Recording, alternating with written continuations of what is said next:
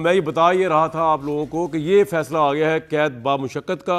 अब इस पे होनी चाहिए सियासी डिबेट के इलेक्शन से 8 दिन पहले जो है इसका पाकिस्तान तहरीक इंसाफ के आज़ाद उम्मीदवारों को फ़ायदा होगा या नुकसान होगा। इमरान खान के वोटर सपोर्टर्स का मोराल बुलंद होगा, हार्ड हिटिंग होगा या पीछे जाएगा, और इससे नवाज शरीफ साहब को कितनी की तकवीत मिल गई है इलेक्शन के उसके अंदर। ये तमाम चीज़ों पर बात कर लेंगे हम।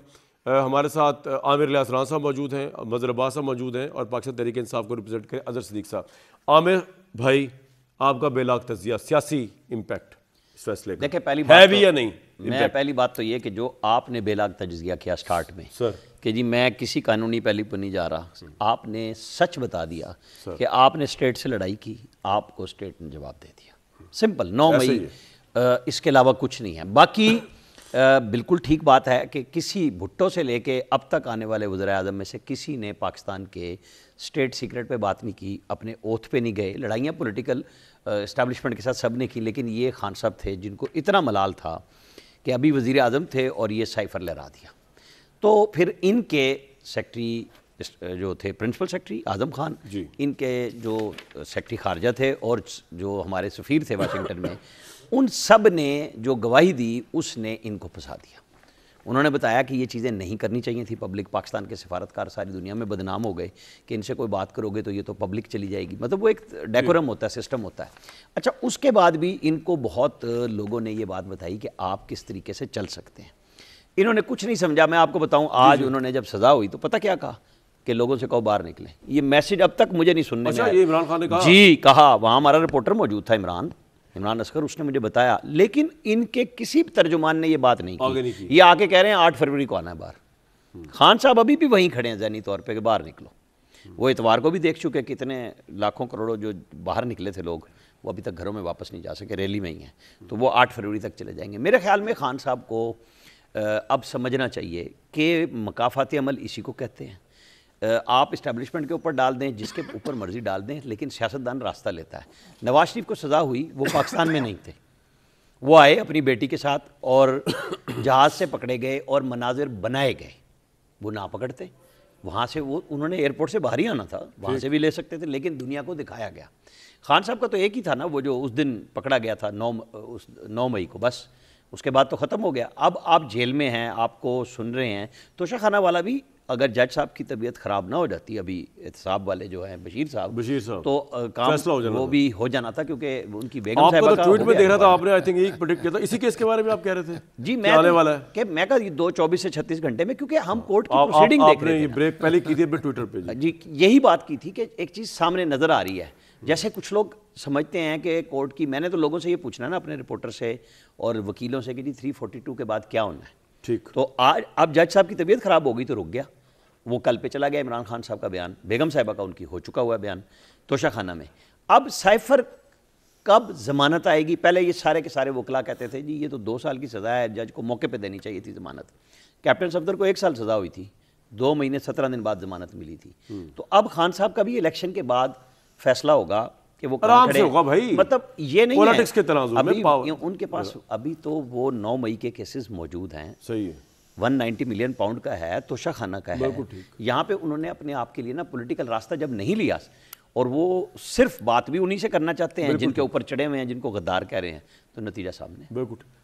अजहर सिद्दीक साहब, बात ये है, खुदा का वास्ता है तो आप लॉयर, कानून पे ना बात कीजिएगा। यहाँ कानून की बात नहीं हो रही, बात ये हो रही है कि क्या आपको ये एहसास है कि कितना गलत खेला इमरान खान साहब ने?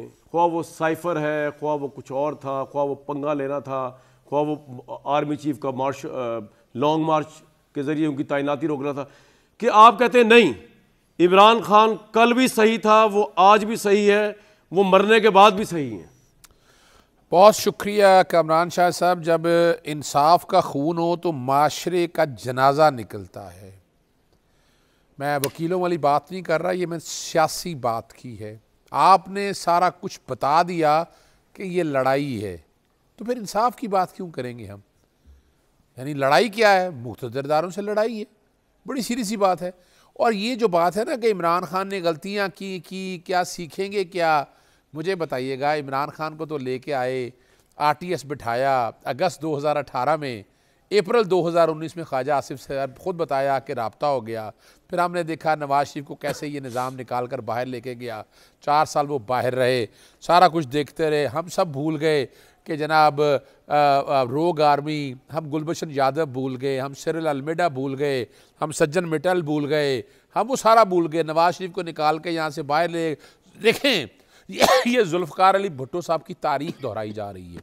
मैं चूँकि वाहिद शख्स हूँ जिसने जुल्फ़िकार अली भुट्टो साहब का ट्रायल का रिकॉर्ड पढ़ा है। 342 की स्टेटमेंट, आज मैं आपको कह रहा हूँ, इमरान खान की 342 की स्टेटमेंट आप निकाल के, पब्लिक नहीं होगी वो, आज नोट कर लीजिएगा, वो एक चार्जशीट होगी बहुत से लोगों की।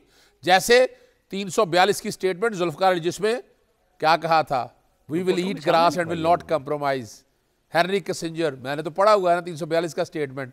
और 342 के स्टेटमेंट में जुल्फ़िकार अली भुट्टो को भी वकील दस्तयाब नहीं था। ये मैं तारीखी बात बता रहा हूं आपको। जुल्फ़िकार अली भुट्टो से किस तरह वकील छीन लिए गए, आज भी वकील छीन लिए गए।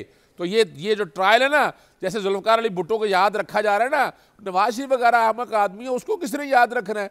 इमरान खान। अजहर साहब, आपने तय कर लिया है कि इमरान खान इस दुनिया से अननेचुरल तरीके से सियासी शहादत करके जाएंगे और आप लोग अभी से इस बारे में बहुत खुश हैं। मैं एक बात चलो जी, जिस तरह भुट्टो साहब चले गए, आज भी पीपल्स पार्टी जिंदा है, तहरीक इंसाफ जिंदा रहेगी। लेकिन मेरे भाई अजहर भाई, आपने जवाब देना, एक मिनट। लेकिन एक बात याद रखिएगा, ये पार्टियां इसलिए जिंदा नहीं रहेगी कि भुट्टो साहब चले गए तो उसके बाद भुट्टो साहब के नजरिए को लेकर कोई मजदूर उठा, कोई हारी उठा, और इतनी स्ट्रांग पार्टी थी चाइना की, माओ तंग की कम्युनिस्ट पार्टी की तरह, कि पाकिस्तान में आज भी वो भुट्टो का नाम है, हालांकि उसके खानदान का कोई ताल्लुक नहीं। वो तो भाई खानदानी मरूसी कॉर्पोरेशंस हैं, उनकी वजह से इनके नाम चल रहे हैं। इमरान खान साहब के पास तो वो लग्जरी भी नहीं है। तो इमरान खान को मार के आप जो आप सोच रहे हैं, पीछे बच रहे कुछ नहीं तहरीक इंसाफ का। अभी तो बात पड़ी कामरान शाह साहब, दुनिया की कौन सी ताकत है जो इमरान खान को अब सजा देगी?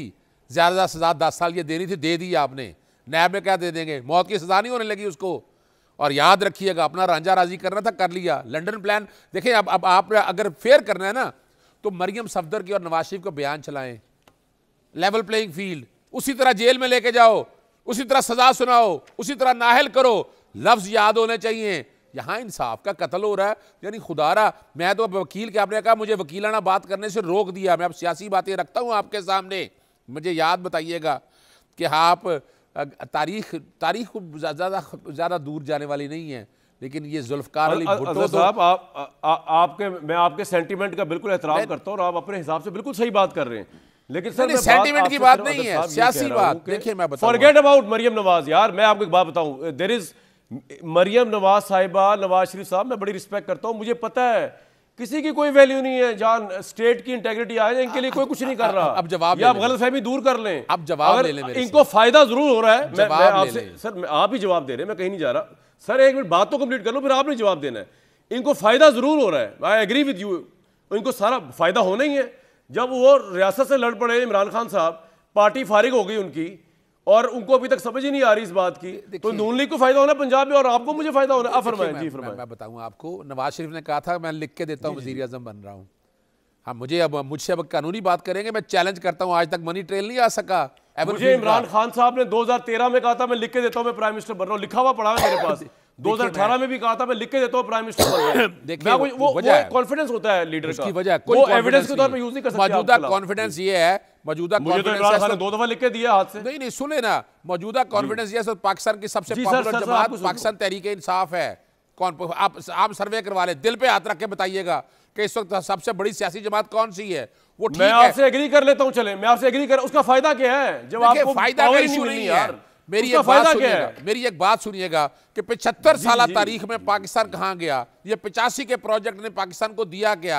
आज पाकिस्तान देखकर खड़ा कहां है? मेरे अजहर भाई आप ठीक, आप ऐसी बातें कर रहे हैं जो मैं डिनाई कर ही नहीं सकता, लेकिन आप इमरान खान साहब की जिम्मेदारी उससे निकाल रहे हैं। इमरान खान को 2018 पता नहीं था कि 75 साल तारीख है जब कंधे पे चढ़ रहे थे एस्टैब्लिशमेंट। नहीं, मैं सिर्फ 2 मिनट दे दीजिएगा, मदर साहब को बता रहा हूं। सुनिएगा, देखिए बड़ी सीधी बात है। जनरल कमर जावेद बाजवा साहब की एक्सटेंशन थी,